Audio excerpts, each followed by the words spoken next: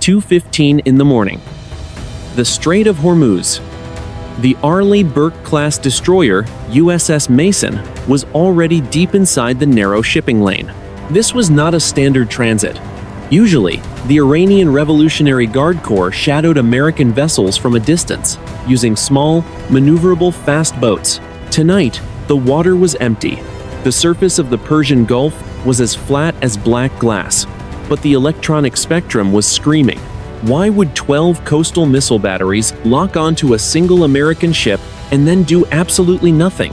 The air inside the Combat Information Center was cool and smelled of ozone. The room was bathed in the dim blue light of tactical consoles. Dozens of sailors sat in high-backed chairs. Their faces were frozen in the glow of their displays. Captain Miller stood behind the tactical controller. He watched the primary air search radar. The electronic warfare supervisor spoke first. "Captain, we have a new signal. High frequency, directional." The captain leaned in. "Source." The supervisor adjusted his headset. "It is a Chinese-made Silkworm battery on the mainland. It is an active fire control lock. They are painting us." This was the first hammer. It was a digital finger on a physical trigger. In the world of modern naval warfare, an active lock is considered a hostile act. It is the final step before a missile leaves the rail. 300 miles to the north, in a command bunker carved into the rugged cliffs of the Iranian coast, a different set of eyes watched the same ship.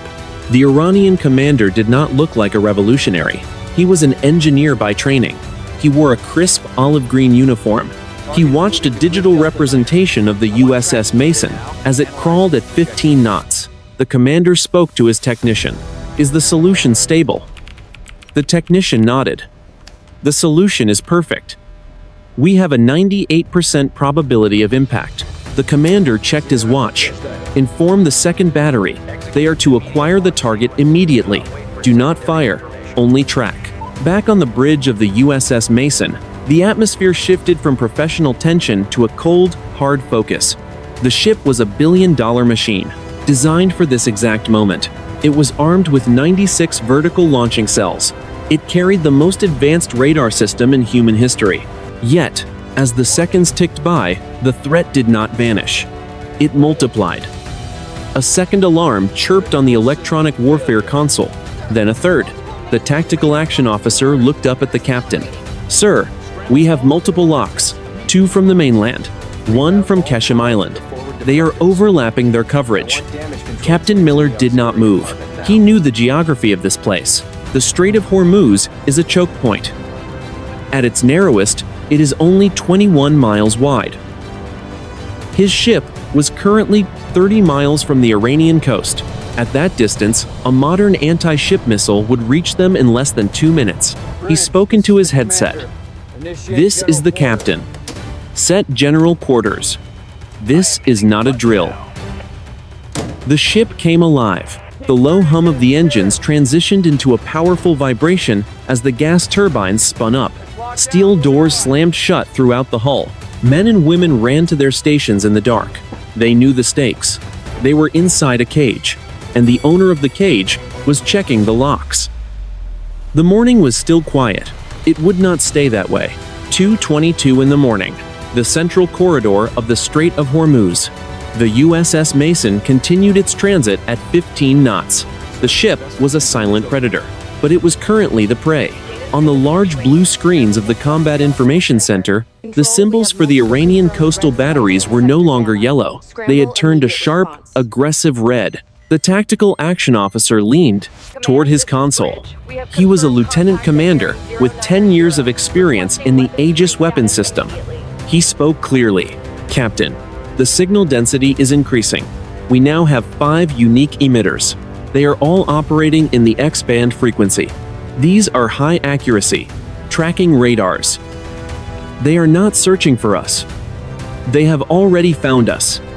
Captain Miller stood perfectly still. He felt the slight roll of the ship under his boots. He knew the geography of the Iranian coastline. It was a series of jagged cliffs and hidden coves. Behind those cliffs, the Iranian military had spent decades burying their missile launchers in reinforced concrete bunkers. The captain asked a question. "Are they overlapping?" The officer responded, "Yes. Battery 1 is handing the track off to Battery 2. Battery 3 is already warming up. They are creating a continuous chain of fire control locks. They are tracking us across every inch of the strait." Inside the Iranian command bunker, the atmosphere was different. It was calm. The Iranian commander stood behind a row of technicians. On his screen, the USS Mason was a bright green dot moving through a narrow lane. To the left and right of that lane, the water was shallow and dangerous. The American ship had nowhere to turn. The Iranian commander spoke to his radio operator. "Ensure the handoff is seamless. I want the American captain to see a constant red light on his console. I want him to know that we are with him." The technician looked up. "Sir, the American ship has gone to general quarters. Their radar cross-section has changed. They are likely preparing their point defense systems." The commander nodded. "That is expected. We are not here to sink them. We are here to prove that we can." Back on the USS Mason, the crew was in a state of high alert. In the engine room, technicians monitored the 4 gas turbine engines. They were ready to provide maximum power at a moment's notice. In the missile decks, the cooling systems for the interceptors hummed. The captain looked at the clock. It was 2:27 in the morning. They had 50 more miles of Iranian coastline to cover. If any one of those batteries fired, the flight time of a missile would be less than 90 seconds. The crew would have almost no time to react. The electronic warfare supervisor spoke again. His voice was higher now.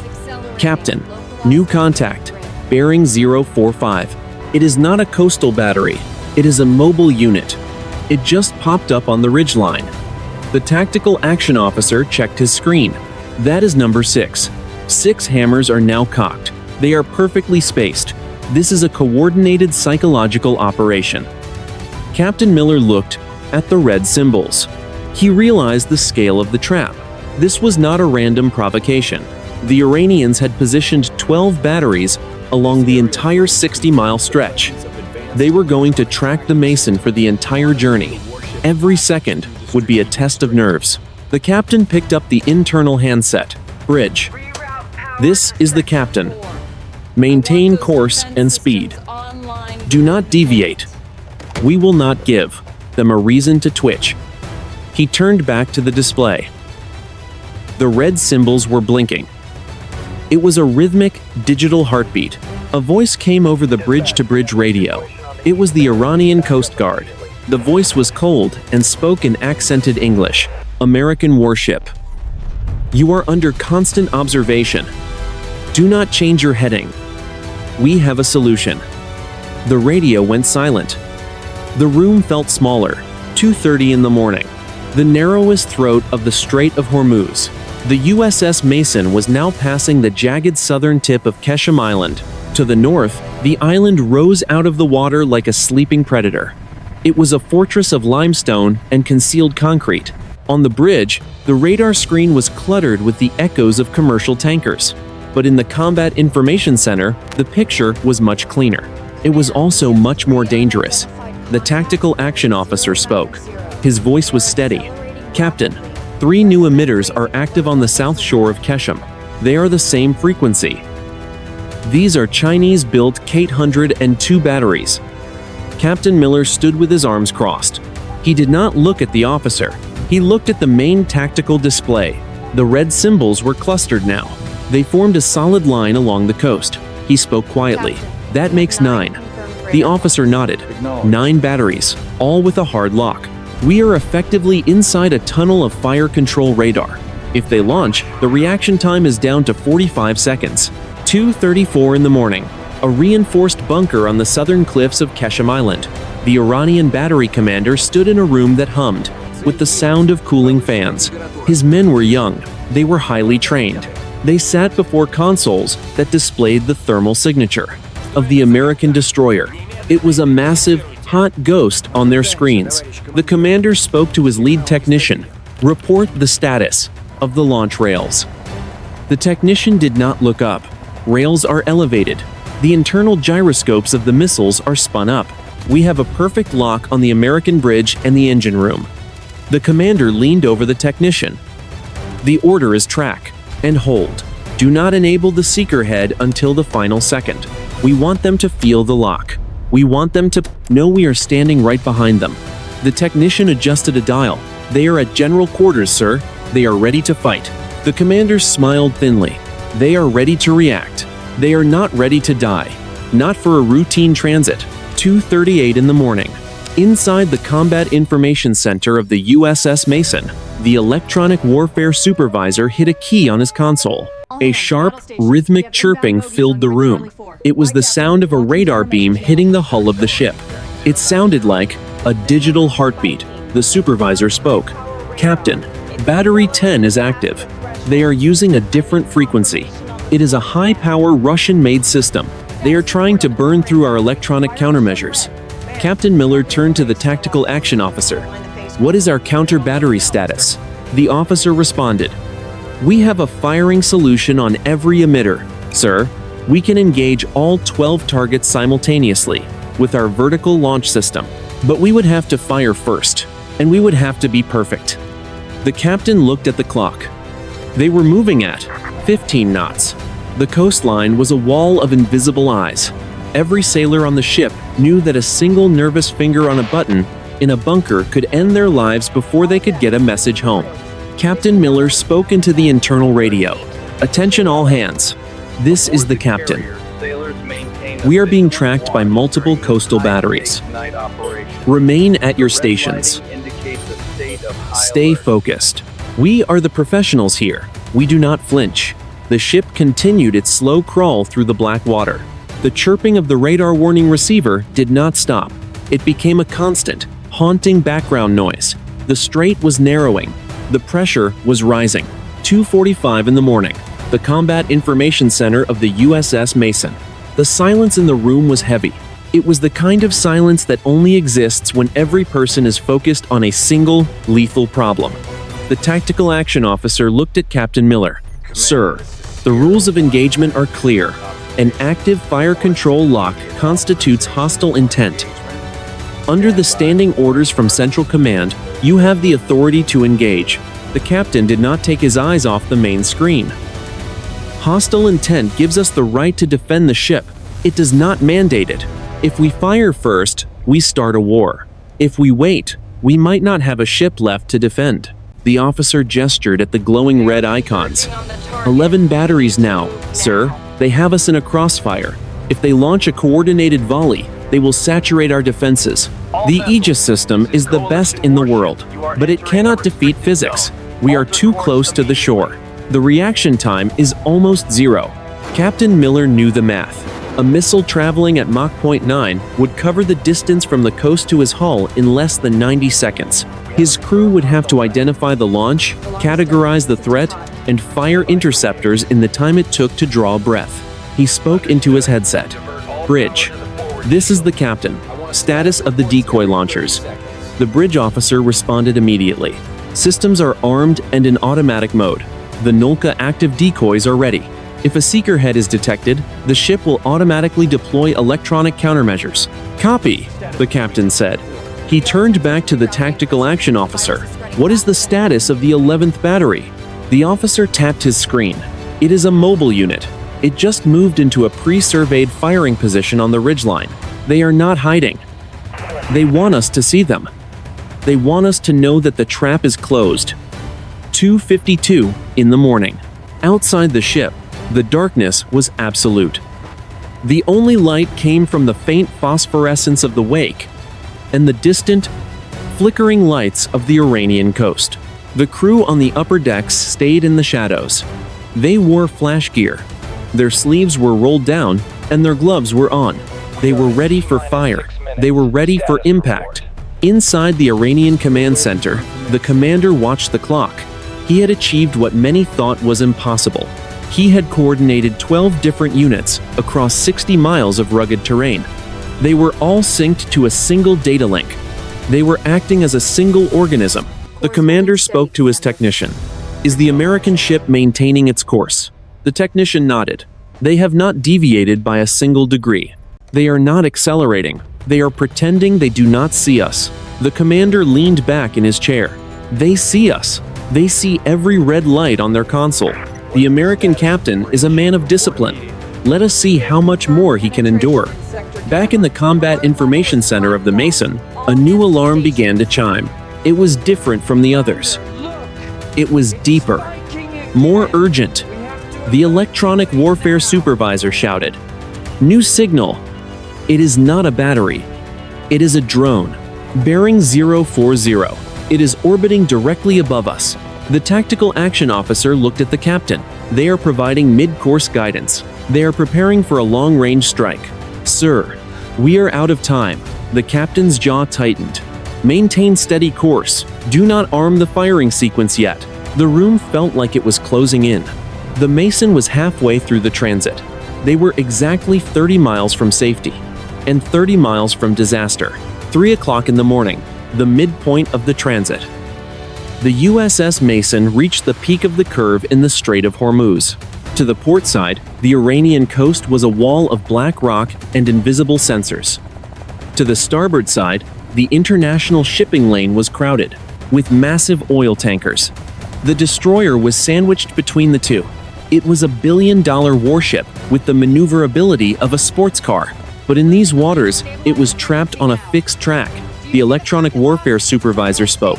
His voice was forced and tight. "Captain, Signal 12 is active. It is a shore-based battery at Bandar Abbas. They are using a long-range targeting radar. It is overlapping with the drone overhead." Captain Miller looked at the main tactical display. The 12 red icons now formed a perfect semicircle around his ship. It was a digital noose. Each battery was linked. Each was fed data from the drone. The Iranians had created a network that eliminated any blind spots. The tactical action officer turned to the captain. 12 batteries, sir. The tunnel is complete. We are being tracked from the moment we entered the strait to the moment we leave it. They have achieved a total solution. 700 miles away, in a high-security command center in Tehran, the scene was displayed on a wall of high-definition monitors. Senior officers of the Revolutionary Guard stood in silence. They were not looking at a radar screen. They were looking at a live video feed from the drone. The American destroyer was a sharp, gray silhouette against the dark water. The infrared camera showed the heat from its massive gas turbine exhausts. It was a glowing target in a cold sea. A general spoke to the local battery commanders over a secure link. "Maintain the lock. Do not deviate. If the American ship increases speed or arms its weapons, you are authorized to transition to the terminal phase. But you will not fire until I give the word." The general turned to an aide. "They are at general quarters. Their systems are at maximum readiness. They are waiting for us to make a mistake." Back in the Combat Information Center of the Mason, the tension had reached a plateau. It was no longer a spike of adrenaline. It was a heavy, exhausting weight. The sailors had been at their stations for over an hour. Every muscle was tight.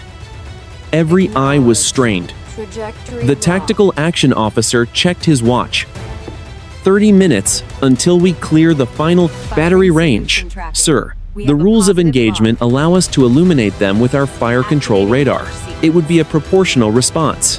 It would tell them we are ready to hit back." Captain Miller shook his head. "Negative.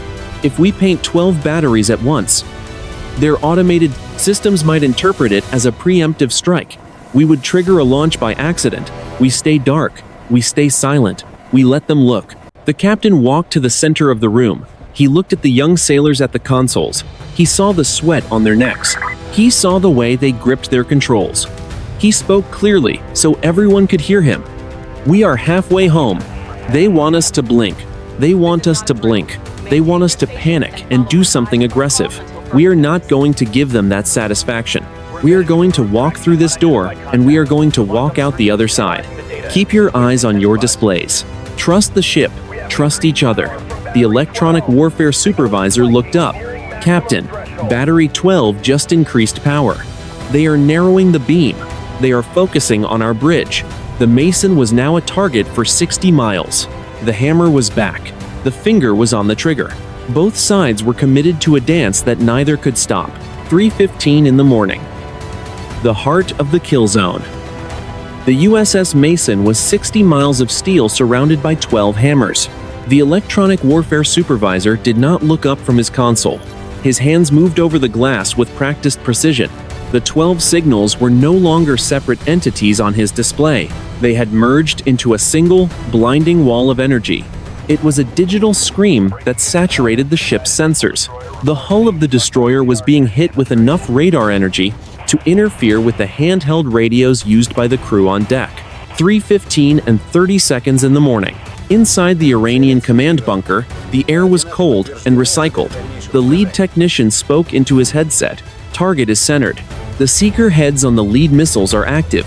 We have a terminal solution on the American bridge and their vertical launch cells. The Iranian commander looked at the primary screen. He saw the American ship. It was a tiny, isolated gray dot in a sea of aggressive red icons. Slave all 12 batteries to the master link. Prepare to fire the first volley of 4 missiles from the mainland sites. 3:16 in the morning. Inside the Combat Information Center of the Mason, the tactical action officer spoke. His voice was a flat monotone. It was the voice of a man who had processed the math and accepted the outcome.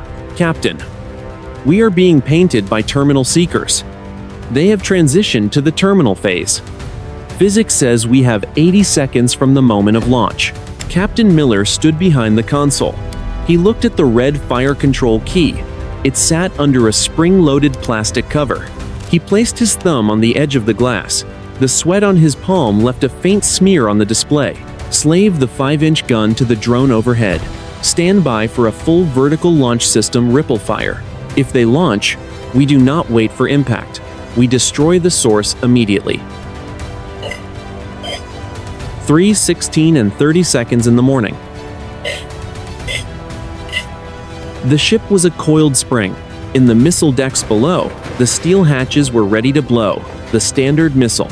2 interceptors were powered up. Their internal gyroscopes were spinning at 30,000 revolutions per minute. They were waiting for a single digital pulse to leave the rail. The crew in the engine room held their breath. They were surrounded by the roar of the turbines and the heat of the machinery. They could feel the ship waiting. 3:17 in the morning. On the Iranian coast, a general stood in a bunker in Tehran. He watched the live drone feed on a massive wall of monitors. The American ship looked fragile. It was vulnerable. It was also defiant. He reached for the secure phone that connected him directly to the Supreme National Security Council. His finger hovered over the dial. 3:17 and 30 seconds in the morning. Inside the Mason, the solid tone of the seeker lock filled the room. It was no longer a rhythmic chirp. It was a high-pitched, continuous whine. It was the sound of a digital execution. Captain Miller spoke. His voice was a low rasp. Lock on. Bridge. Prepare for hard, evasive maneuvers. Hard to port on my command. Tactical. Ready to engage. 3:18 in the morning. The world narrowed to a single point in space and time. 12 batteries. 1 ship. 60 miles of hostile coast. The Iranian general spoke into the phone. The American captain touched. 20 words. The glass of his console. The tension was a physical pressure against their chests. 3:20 in the morning. The Strait of Hormuz. The high-pitched whine of the terminal seeker lock did not end with an explosion. It ended with a sudden, absolute silence. 1 second. The Combat Information Center of the USS Mason was a chamber of digital screaming. The next, it was as quiet as a tomb. Captain Miller did not move. He kept his eyes on the main tactical display. The 12 red icons representing the Iranian missile batteries did not fade. They blinked once and vanished. Every single one of them. The digital map was suddenly empty of threats. The electronic warfare supervisor took off his headset. He looked at his console in disbelief. Captain, I have lost all signals. Emitters 1 through 12 are gone. The drone overhead is off the air. The tactical action officer checked his own screens. Confirm. Primary and secondary radars are clear. It is like they just turned off the lights. All of them.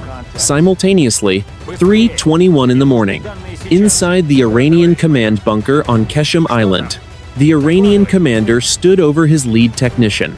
The screen that had shown the thermal signature of the American destroyer was now a wall of gray static. The commander grabbed the technician by the shoulder. "Restore the link.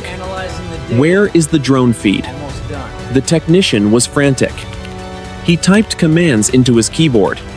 Nothing happened.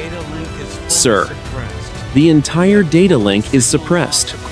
It is not just the drone. The mainland batteries are reporting total signal loss.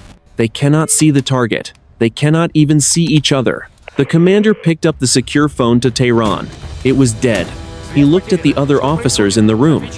"Is this an American cyber attack? Did they just shut us down?" The lead technician shook his head. "Negative, sir. Our internal systems are functioning. It is the spectrum. The air outside is saturated with a white noise signal. It is a wideband jammer of incredible power, but it is not coming from the Mason. The geometry is wrong." 3:23 in the morning. Back on the bridge of the USS Mason, Captain Miller walked out onto the bridge wing. He stepped into the humid night air. He pulled a pair of high-powered binoculars from his vest and scanned the dark water. To his left, the Iranian coast was a black silhouette. To his right, the lights of a distant oil tanker flickered. He spoke into his radio. "Combat, this is the captain. Are we jammed?" The electronic warfare supervisor responded immediately. "Sir, we are receiving the interference, but we are not the target. Someone is blanket jamming the entire southern half of the strait. Every military frequency from 2 GHz to 20 GHz is flatlined."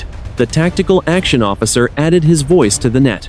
"Captain, look at the surface search radar. Bearing 095. 5 miles out." The captain turned his binoculars toward the bearing. At first, he saw nothing but the rolling black swells. Then, he saw it. A massive, low-profile shape was moving through the water. It was not a ship. It was not a submarine. It had no lights. It had no visible wake. It was a shadow moving against the stars. "Combat?" the captain said. His voice was a low whisper. "Do we have a visual on that contact?" "Negative, sir," the officer replied. "The radar is skipping right over it. It has the radar cross-section of a bird. But the infrared signature is off the charts. It is putting out enough heat to boil the water around it." 3:25 in the morning. The Iranian batteries remained dark. The American ship remained at general quarters. Both sides were now blind and deaf. The 12 hammers had been neutralized by a third player that neither side recognized. The coordinated trap had been broken by an intervention that defied tactical logic. The shadow in the water began to accelerate. It did not make a sound. It moved between the USS Mason and the Iranian coast like a physical barrier. Inside the Combat Information Center, the crew watched the heat signature on the thermal cameras. It was moving at 60 knots. It was heading directly for the narrowest part of the strait. Captain Miller went back inside. He looked at the tactical action officer. "Neither side knows what that is, which means both sides are going to be terrified." The officer nodded. "And terrified men fire their weapons, sir." The Mason was no longer the primary mystery. The strait had just become a very crowded and very confusing place. 3:30 in the morning. The bridge of the USS Mason. The vacuum of information was more terrifying than the threat of the missiles. For the last hour, the crew had lived in a world of high-definition data. Now, they were in a sensory void. The primary air search radar showed nothing but a shimmering wall of electronic noise. The tactical action officer looked at the captain. His voice was strained. "Sir, we have lost all tactical data links. No satellite, no Link 16. We are operating as an isolated unit. We are effectively blind to anything beyond the horizon." Captain Miller stood by the glass and the shadow. "Still there, sir," the officer replied. "Bearing 095. It is keeping pace with us, exactly 5 miles off the port beam. It is creating the interference. It is a physical wall of noise." 3:35 in the morning. Inside the Combat Information Center, the electronic warfare supervisor was working his controls with frantic energy. Captain, the jamming signal is not standard. It is not a brute force frequency hop. It is surgical. It is identifying our specific radar pulses and echoing them back at us with a microsecond delay. It is a perfect electronic mirror. Whatever that thing is, its processing speed is beyond anything in our inventory. The tactical action officer turned to the captain. Sir, we have to assume this is an Iranian prototype, a high-speed, low-observable surface craft, with an advanced electronic warfare suite. They are testing it on us. Miller shook his head. If they had this technology, they would not need 12 missile batteries. They could have walked us out of the strait without ever being seen. This is something else. This is a third party, and they are currently standing between two loaded guns, 3:45 in the morning. The Iranian command bunker on the mainland. The scene was one of controlled panic. The Iranian general was no longer sitting. He was pacing the length of the command room. His technicians were shouting at their screens. "General," the battery commander reported, via a hard-wired field telephone, "we have lost the drone. We have lost the master link. My men are asking for permission to switch to manual optical tracking. We can see the American ship in our long-range cameras, but we cannot get a range-finding laser to stick. The laser just disappears." The general stopped pacing. "What do you mean it disappears?" "The light does not return, sir," the commander said. His voice was shaking. "The ship is there. We see the gray hull, but the physics are not working. My technicians are saying the air around the Mason is being warped." The general looked at the static on the main wall monitor. "The Americans have deployed a new defense. They have blinded us. They have made their ship a ghost." "Sir," another technician shouted, "there is a second ghost, a new contact. It is moving between us and the Mason. It is massive. And it is moving at 70 knots. The general felt a cold chill. 70 knots was impossible for a ship of that size in these waters. Is it an American interceptor? "We do not know, sir," the technician said. "It has no transponder, no signature. It is just a hole in the world." 3:50 in the morning, back on the Mason. Captain Miller looked at the clock. They were 10 miles from the exit point. The shadow was still there. It had not moved. It had not communicated. It was a silent, black sentinel. The tactical action officer looked at the weapon status. "Sir, we have a clear shot at the shadow with the 5-inch gun. We can use manual lead. We do not need the radar." The captain's voice was hard. "Negative. We do not fire. We do not even point the barrel at it. If that thing is the reason those 12 batteries went dark, it just saved our lives. We are going to treat it with the respect it has earned." The crew waited. The long 60 miles was almost over, but the mystery was only beginning. The shadow began to turn. 4:10 in the morning. The eastern exit of the Strait of Hormuz. The USS Mason crossed the invisible line, marking the edge of the Iranian maritime claim. The water here was deeper. The space was wider. To the south, the open expanse of the Gulf of Oman waited. The ship was still at general quarters. The crew was still in their flash gear, but the atmosphere in the Combat Information Center changed in a single heartbeat. The electronic wall of noise simply vanished. The electronic warfare supervisor let out a sharp breath. "Captain, the jamming has ceased. The spectrum is clean. My displays are returning to normal." The tactical action officer leaned into his screen. He hit a sequence of keys to reset the filters. Satellite link is restored. Link 16 is active. We are back on the global grid. Central Command is calling us on the secure voice net. Captain Miller looked at the thermal display. "Where is the shadow?" The officer adjusted the camera gain. "Gone, sir. It did not submerge, and it did not turn. It just accelerated." The last recorded speed was over 100 nautical miles per hour. It moved toward the deep water and dropped off the sensor. The heat signature is dissipated. 4:15 in the morning. The Iranian command bunker. The general stood before the monitors. As they flickered back to life, the static was gone. The drone feed was restored, but the picture it showed was empty. The USS Mason was now a distant gray speck on the horizon. It was moving away from the Iranian coast at 20 knots. The technician looked up. "General, the batteries are reporting full system restoration. The lock is available. Emitters 1 through 12 are standing by. Standing by for your command." The general stared at the screen for a long 10 seconds. He looked at the empty space, where the shadow had been just minutes before. He saw the American destroyer, now out of the primary kill zone. The moment had passed. The window of opportunity had closed with a silent, digital click. The general spoke into the command net. "All units, power down your fire control radars. Transition to passive search mode. The exercise is concluded." The technician hesitated. "Sir, we did not fire. The Americans will report this as a victory of their electronic defenses." The general looked at him with cold eyes. "We did not fire because we lost control of the sky and the sea. If we fire now, we are firing at a ghost we do not understand. Let the Americans think what they want. They were not the ones who stopped us." 4:25 in the morning. Back on the Mason. The red icons on the tactical display had turned back to yellow. Then, one by one, they disappeared from the screen as the Iranian batteries went offline. The 12 hammers were no longer cocked. The threat was over. The tactical action officer looked at the captain.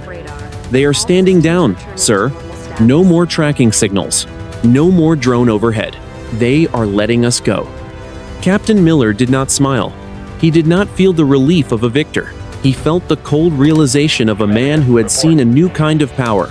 He picked up the internal handset. "Bridge, this is the captain. Secure from general quarters. Set condition 3. Maintain current course for the refueling point." The captain turned to the electronic warfare supervisor. "I want a full download of the jamming data. Every millisecond. Every pulse.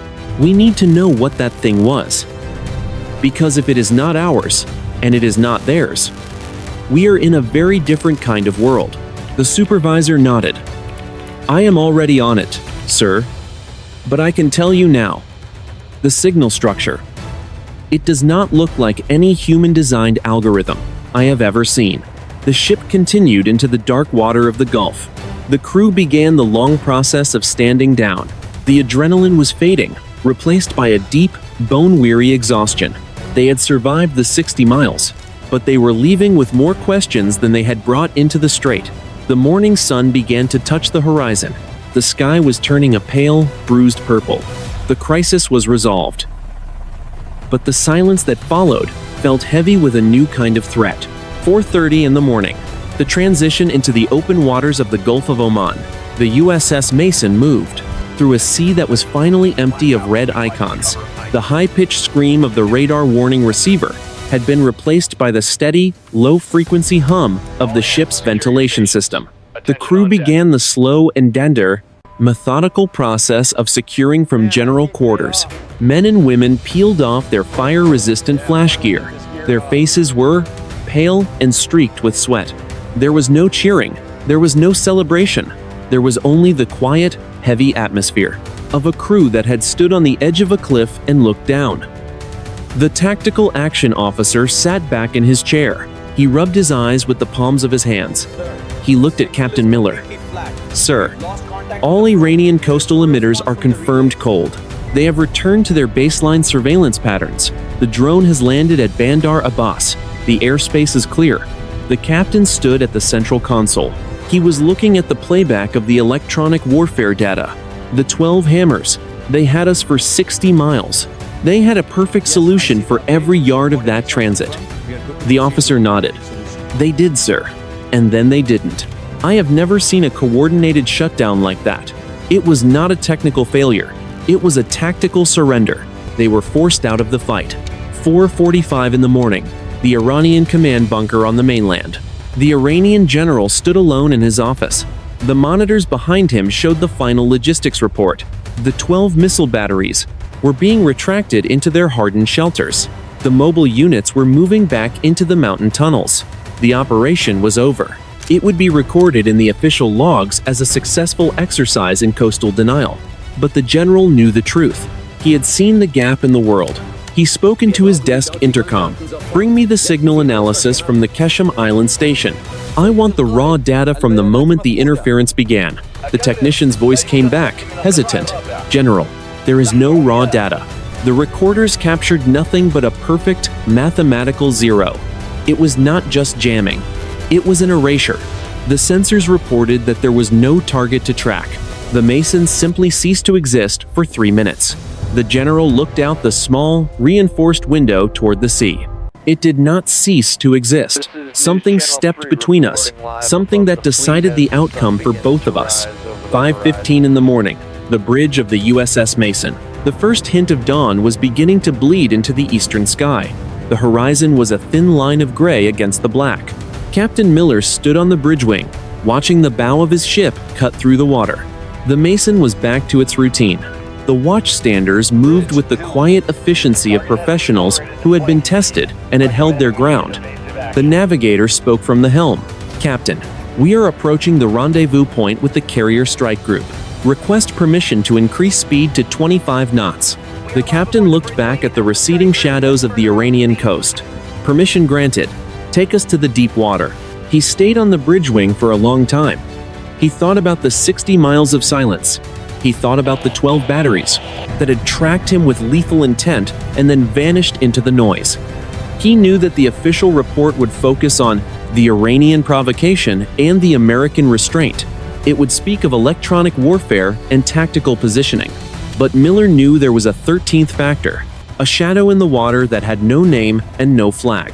It had intervened in a way that left both of the world's most advanced militaries looking like children playing with sticks.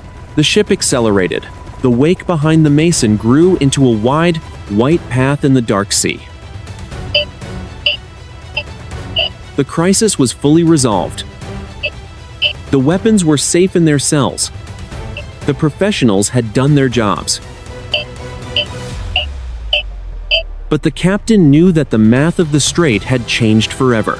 72 hours later, United States Naval Forces Central Command, Bahrain. The room was windowless and chilled by a powerful air conditioning system. It was known as the Fusion Center. Here, the raw data from every sensor in the Persian Gulf was processed into a single, coherent picture of reality. Captain Miller sat at a polished mahogany table. He was no longer wearing his salt-stained working uniform. He was in his dress whites. Across from him sat 3 intelligence analysts and a rear admiral. On the wall-sized screen behind them, the transit of the USS Mason was playing back in slow motion. The 12 red icons of the Iranian batteries were frozen in a perfect semicircle around the ship. The lead analyst, a woman in civilian clothes, pointed to the screen. "Captain, we have finished the initial reconstruction of the electronic environment. We have confirmed 12 unique fire control locks. They were all active. They were all steady. From a technical standpoint, your ship was already destroyed." Captain Miller leaned forward. "We knew that in the moment. My question is, why they did not pull the trigger? They had the solution. Why stop?" The analyst swapped the slide. The screen showed the moment of the interference. "This is why. We have intercepted internal communications from the Iranian Revolutionary Guard headquarters in Tehran. They were in a state of total chaos. Their commanders were screaming for a status update. They believed you had deployed a secret weapon that had fried their entire coastal defense grid." The rear admiral spoke for the first time. His voice was a low rumble. "But we did not. Did we, Captain?" "No, sir," Miller said. "We were as blind as they were. Our systems recorded the same erasure. Something suppressed the entire electromagnetic spectrum in a 3-mile radius around my hull. 9 o'clock in the morning, 3 days after the transit. In a secure facility in northern Tehran, the Iranian general, who had commanded the batteries, stood before a committee of the Supreme National Security Council. He did not look like a man who had successfully defended his coastline. He looked like a man who had seen a ghost. The general spoke into a silver microphone. "The American ship did not defeat us. Our technology did not fail. The failure was external. We were prepared to engage.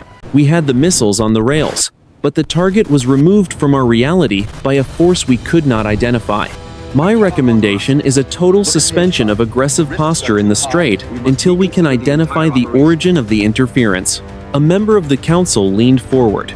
Are you suggesting the Americans have a technology that can rewrite physics? The general shook his head.